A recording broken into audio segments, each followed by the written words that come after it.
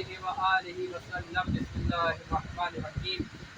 ان الحسین مصباح الہدی و سفینۃ النجاۃ. صلوات محمد.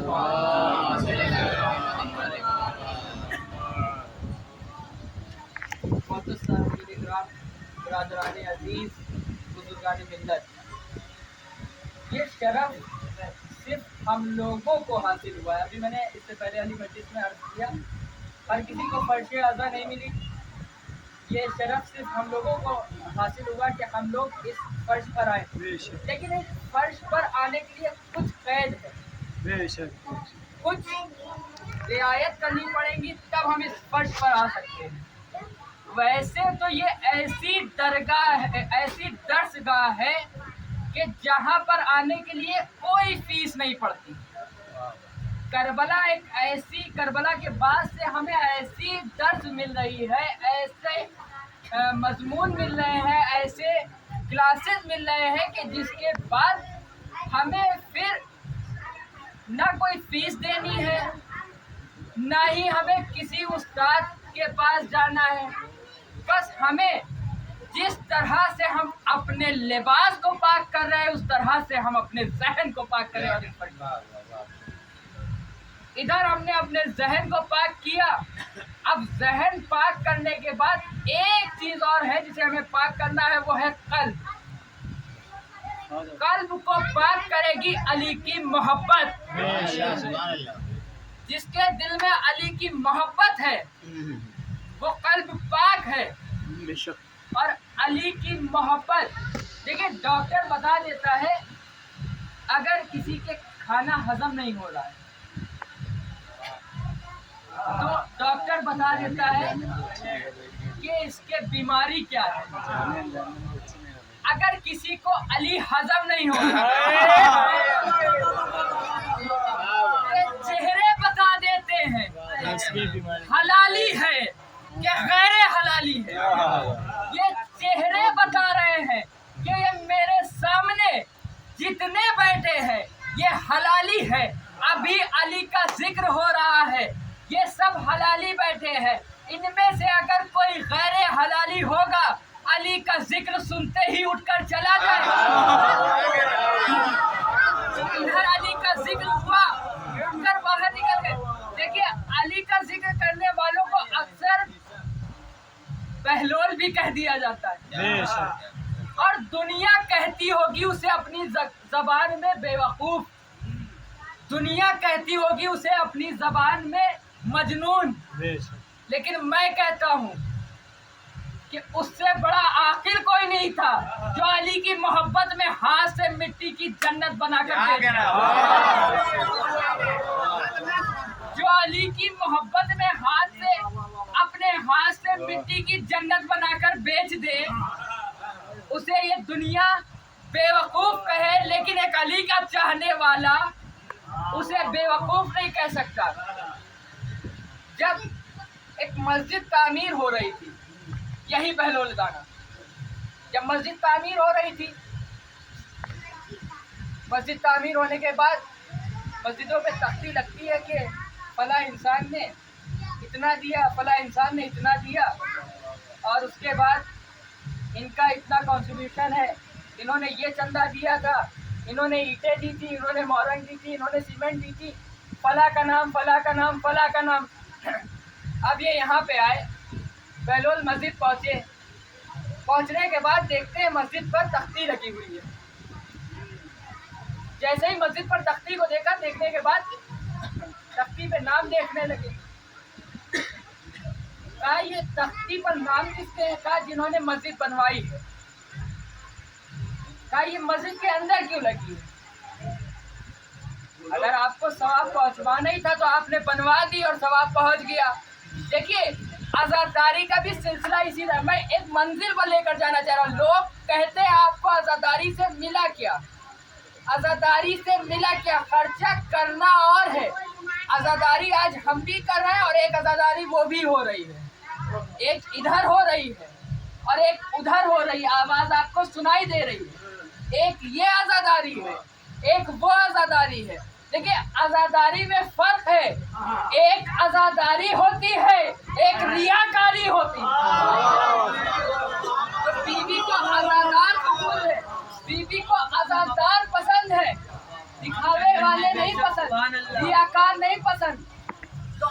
عزاداری خلوص دل سے کیجیے، خلوص نیت سے کیجیے، دل کو علی کی محبت سے پاک کیجیے، اس کے بعد فرش اعلیٰ پر آئیے اور علی کے لال پر روئیے۔ میں ایک ادنا سا طالب علم ہو کر، چھوٹا سا طالب علم ہو کر، میں گارنٹی کے ساتھ ایک بات کسی اور سے تو نہیں، لیکن ہاں امام حسین کے چاہنے والوں سے ضرور یہ کہہ سکتا ہوں، اور شاید میرے سامنے بہت سے نوجوان ایسے ہیں کہ جنہوں نے آزمایا ہوگا اس چیز کو، کہ اگر خلوص دل سے ان سے کوئی چیز مانگی جائے۔ بے شک بے شک۔ میں ابھی واقعہ بتاؤں، اور اسی قصبے کا واقعہ، میری آنکھوں دیکھا واقعہ۔ میں اکثر آپ حضرات کی آنکھوں کے سامنے حائل رہتا ہوں، اور زیادہ تر میں ناصر گنج آیا کرتا ہوں، تو مجھے ابھی جب میں اس سال آیا اور میں نے اس پرچم کو دیکھا جو آپ کے امام بارگاہ کے سامنے لگا، میں نے اس پرچم کے بارے میں پتہ کیا تو مجھے پتہ یہ چلا کہ کسی کی منت تھی۔ غور سے سنیے گا، منت تھی۔ میں کہیں اور کا واقعہ نہیں پڑھ رہا ہوں، اسی ناصر گنج کے اور اسی گھر کے واقعے کے بارے میں، اسی عزا خانے کے واقعے، منت تھی۔ اسی وجہ سے میں نے اس موضوع کو اسی عزا خانے میں پڑھنے کے لیے زیادہ بہتر سمجھا۔ خلوص دل سے اگر مانگا جائے تو سوچئے کس طرح سے پورا ہوتا ہے۔ بے شک۔ آپ کو کہیں جانے کی ضرورت نہیں ہے، آپ کے پاس وہ آئیڈیل ہے کہ آپ اس در پہ آئیے اور خلوص نیت کے ساتھ ایک بار ان سے مانگیے، اور پھر دیکھیے کیا معجزہ ہوگا، پھر دیکھیے کہ کس طرح سے موت زندگی میں تبدیل ہوگی۔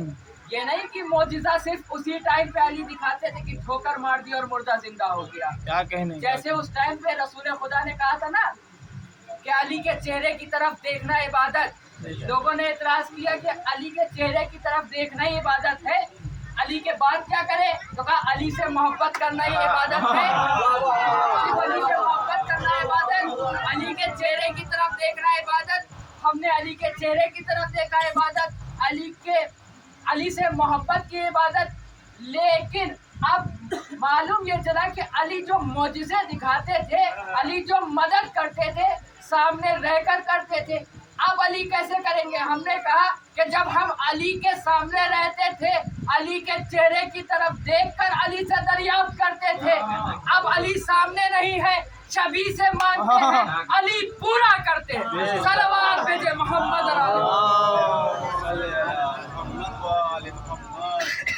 ایک بار خلوص نیت سے مانگیے۔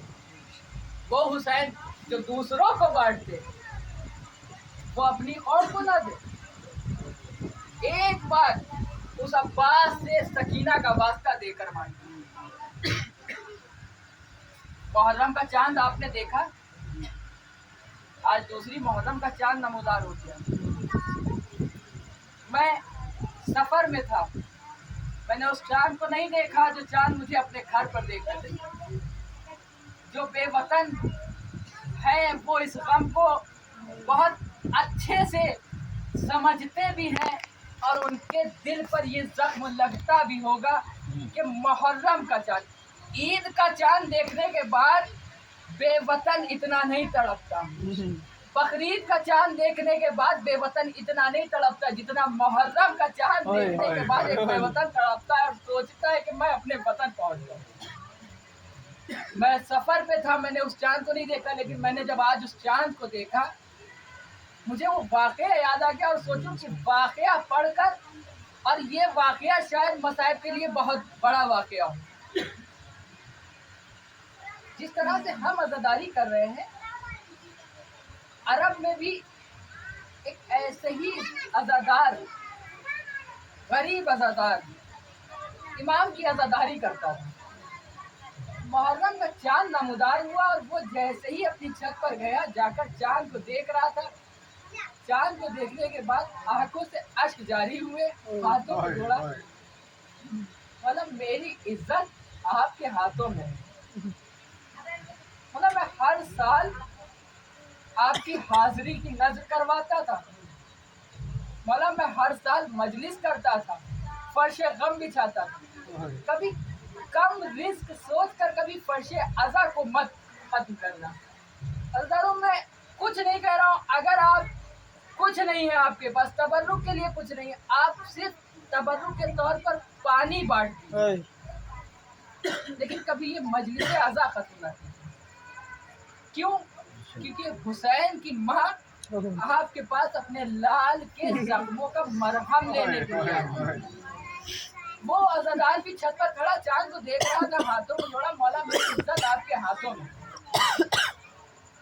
बस अभी छत पर खड़ा चांद को देख रहा था और रोता जा रहा, गिरिया कर रहा था। पीछे से किसी ने उसके शाने पर, उसके बाजू पर हाथ रखा। उसने मुड़कर देखा तो उसकी ज़ौजा थी। ज़ौजा की तरफ देखकर दोनों ने एक बार फिर आस भरी निगाह से चांद को देखा। फिर दोनों ज़ौजा और शौहर रोने लगे। ज़ौजा रोते रोते शौहर का हाथ पकड़ती और कहती हम आज़ादारी फिर उसी तरह से करेंगे। अब शौहर का हाथ पकड़ा और लेकर जाने लगी। शौहर ने एक मर्तबा पलट कर अपनी बीवी को देखा और देखने के बाद कहा, तू औरत निकली, तूने कोई कीमती चीज घर पर छुपा कर रखी थी ना, जो तू इमाम की आज़ादारी के लिए बाद में से फरोख्त कर सके और इमाम की आज़ादारी कर सके।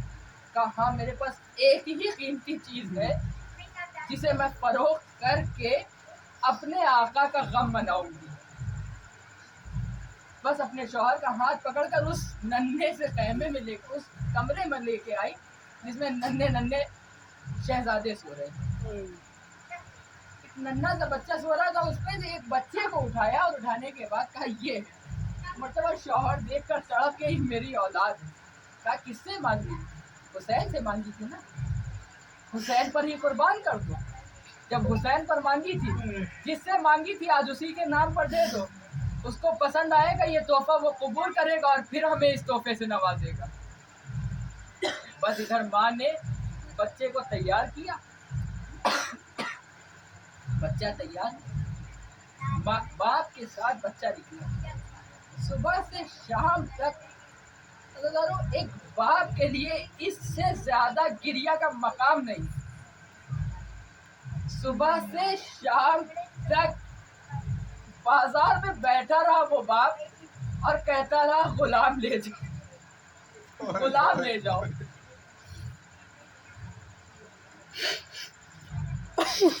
गुलाम ले जाओ। बस जब सुबह से शाम हो गई, कोई गुलाम खरीदने वाला ना आया। एक मर्तबा बाप मायूस हो गया, उठकर चलने लगा। देखा क्या एक घुड़सवार नजर आता है। घुड़सवार आने के बाद कहता है ये गुलाम ने कहा कहीं मुझे दे दो। एक मर्तबा घुड़सवार से कहते हैं ठीक है मैं तुम्हें दे दूंगा। दिरहम तय हुए। अब दिरहम, उस घुड़सवार ने कहा कि देखो इस बच्चे को उठाकर घोड़े पर बिठा दो और दिरहम यहाँ से उठा लो। बाप ने हाथों को जोड़कर कहा कि अगर मेरी मजबूरी ना होती मैं अपने बच्चे को बेचता। अल्लाह खुदा को कोई गम ना दे सिवाय गम मजबूरी कर। अगर मेरी मजबूरी ना होती मैं आपको ये बच्चा फरोख्त ना करता। मेरा ये लाल, मुझे अपने लाल, मैं अपने लाल को अपनी जान से ज्यादा प्यार करता हूँ। एक मर्तबा सवार ने कहा कि जितना ज्यादा तुम प्यार करते हो उससे कहीं ज्यादा मैं प्यार करता हूँ। अगर मेरे बाजू हो तो मैं इस बच्चे को खुद उठाकर अपने घोड़े पर बिठा दूं। बस ये जुमला सुना था, बाप ने घोड़े पर बच्चे को सवार किया, दिरहम की थैली को उठाया, लेकर गरीब खाने पर आया। हुसैन गरीब की मजलिस की। अभी मजलिस करके दोनों शौहर और ज़ौजा बिस्तर पर आराम कर रहे थे। एक मर्तबा चाँद की तरफ देखते थे, उस चाँद को देखकर अपने चाँद को याद करके रो रहे थे। अभी रो रहे थे कि दरवाजे पे दकुल बाब हुआ। शौहर तड़प गया, क्या हुआ?